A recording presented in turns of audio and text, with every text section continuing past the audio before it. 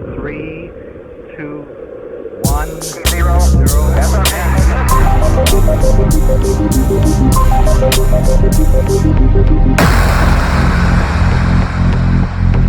Hey Weight Train family, so today I'm going to be starting a series based on food and nutrition. So today what I want to cover is what are calories and what are macronutrients. So what we can first do is we can talk about calories. Calories are a form of stored energy. So when you get food, you can look on the food label. If it doesn't have a label, like it's a banana, you can go Google online and see exactly how many calories are in a certain size of banana, or in a Gatorade, or in a Coke, or in any food that's out there. So what this is important for is how to know what to eat, how to track your food. So most basic is just going to be calories. And you're going to have to excuse my horrible handwriting. So we have calories. Where can you get calories from? There's only 3 main food ingredients, and then we also have alcohol. But the 3 main ones are going to be proteins, carbs, and fats. Now, you can also get calories from alcohol, but I'm not going to go into counting that and trying to track that. If you're going to be drinking alcohol, do that at your own discretion, and you can kind of just gauge it from there. You're probably not like in a contest or really trying to get super lean if you're drinking a lot all the time. If not, it's fine to add some in on the weekends, whatever, but I'm going to be sticking to the main 3. Now we have where our calories come from. They can come from 3 sources: proteins, carbs, and fats. So how many calories come from these sources? That's what we're about to get into. With protein, you get 4 calories for every 1 gram of protein. So if you have 100 grams of protein in a protein shake, you're looking at, well, 100 would be a lot. Let's say more realistic number, 25 grams of protein in a protein shake. 25 times 4 is going to be 100. That's 100 calories right there. Next, we'll take a look at carbs. They are also 4 calories per gram of carb. So for every gram of carb you take in, you're going to get 4 calories. Doesn't matter if that gram of carb comes from something healthy like bananas or something unhealthy like Coke. If you get in 20 carbs worth of Coke, you're looking at 80 calories. 20 carbs out of a small banana, you're still looking at 80 calories.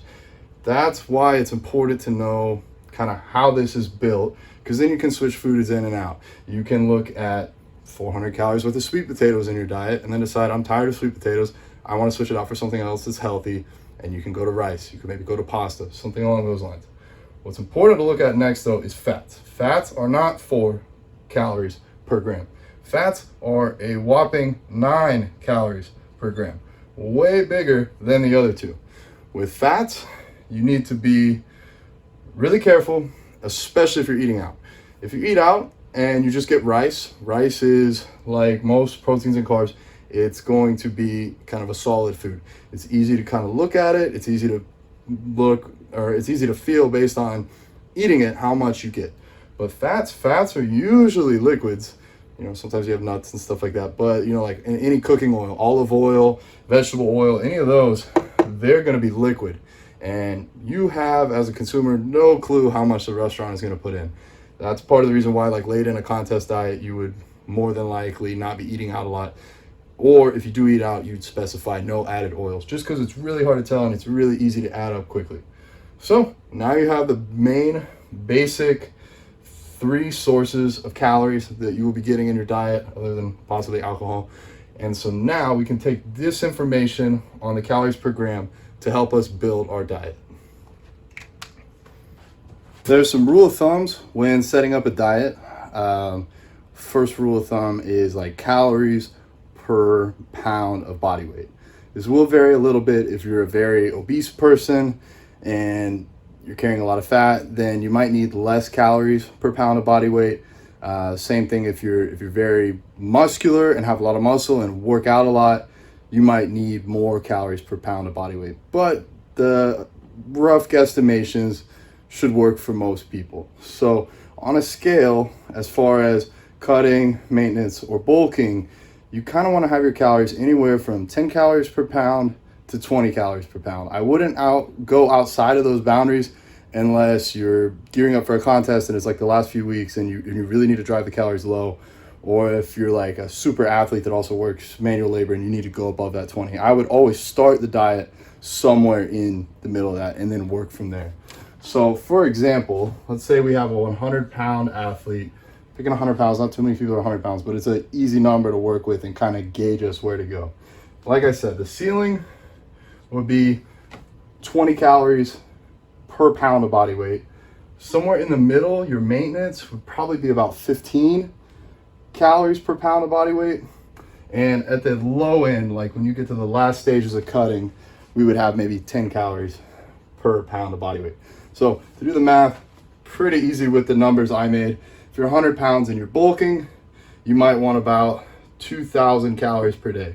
100 pounds, you're just trying to maintain what you already have, maybe 1,500 calories per day.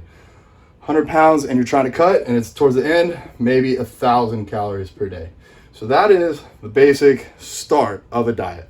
If you're just already maintaining, you're 100 pounds, you eat 1,500 calories a day and you don't gain or lose any weight, then you can start to work up if you're bulking or start to work down if you're cutting. I wouldn't make huge jumps. I like to think that everything in this sport and really just in health in general, if it comes really fast, it's usually not good. If you're gaining a lot of weight really quick, it's probably not the right kind of weight to gain. If you're losing weight really fast, you might be losing muscle. You're probably not feeling at your best or performing at your best. So this is a good place to get started. I'm gonna go ahead and clean up some of this board and we'll jump into where some of those calories might come from. Would they come from proteins? Would they come from carbs? Would they come from fats? All right, so for this part, you may want a calculator. I'm going to use it for myself. So what we've done is we've gone back to our 100-pound athlete scenario. We're gonna say that they're doing 15 calories per pound of body weight, that middle number, they're probably just maintaining right now. So that's 1,500 calories per day. Now where are those calories gonna come from for an optimal standpoint? First thing we're gonna focus on is protein. With protein, I would like to have 1 to 1.5 grams per pound of body weight. Doesn't really matter if you're bulking, maybe closer to the 1. If you're cutting, maybe closer to the 1.5. You need more protein when you're cutting, but somewhere in that range would be a great place to start. So if we go ahead and take our athlete, let's say they're going to be 100 pounds times 1 gram per pound of protein. That means they're going to need about 100 grams of protein per day. Next, we're going to go to fats. Fats, I like to keep no less than 0.4 grams per pound of body weight. So for the fats, we're going to want 100 times 0.4, which is going to give us 440 grams of fat. Now the rest, that's going to come from the carbs. It doesn't matter if you're bulking, cutting, protein and fat are going to stay about the same. The thing that's going to change when you're bulking or cutting is going to be the carbs. So how do we find out how many carbs to eat to get us back to this 1,500 calories a day? Well, we're going to have to go back to the math from earlier. So stay with me here. We're going to take the 100 grams of protein times 4 calories per gram. If you can't do that in your head, grab your calculator. So that's going to be 400 calories from protein. Then we have 40 grams of fat. And remember, there's 9 calories per gram of fat. So 40 grams times 9 is going to give us 360 calories. So now we're going to add those two up. 400 plus 360 is going to be 760. So 760 of our 1,500 a day is going to come from these two. The rest is going to be our carbs. So we're going to take our 1,500 calories of the day minus what we've already taken out for the proteins and the fat, which is 760. That's going to give us 740. So 740 calories per day are going to come from carbs. And remember, there's 4 calories per gram in carbs. So we're going to divide that by 4. And that is going to give us, for this athlete, 185 grams of carbs per day. Now, let's say this athlete tomorrow decides, I want to get big no matter what. I'm just going to jump into that 20 calories per pound a day. What we would do, we'd keep their protein and their fat the same, and we just adjust the carbs. So same thing. We would look at 760.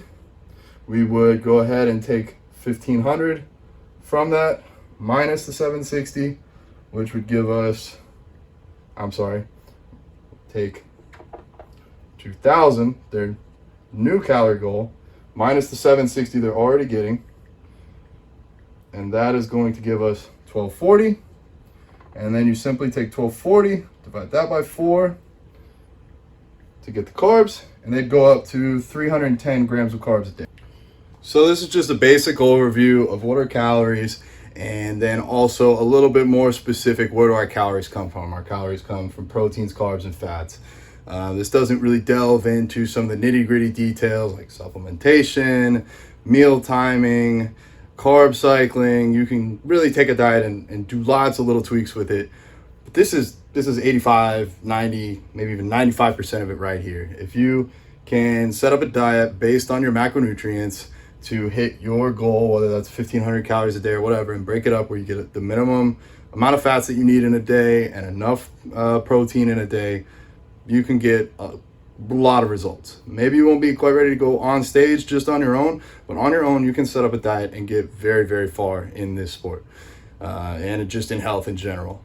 In future episodes, this is going to be the first one. In the second and third, I'm going to cover a little bit more of where you want to pull your sources from. What are good sources of fat? What are good sources of protein? What are good sources of carbs? But this is just a basic overview. Please reach out, either leave a comment in the comment section, go on to Instagram. We have WaitTrain_official, or you can go the old-fashioned way, email team@weighttrain.com. I will personally answer any question that you guys send out. I'm here to help. I'm here to share my knowledge of fitness and nutrition with you guys. So thanks for watching. Please hit the subscribe button and be tuned for the next part of this series.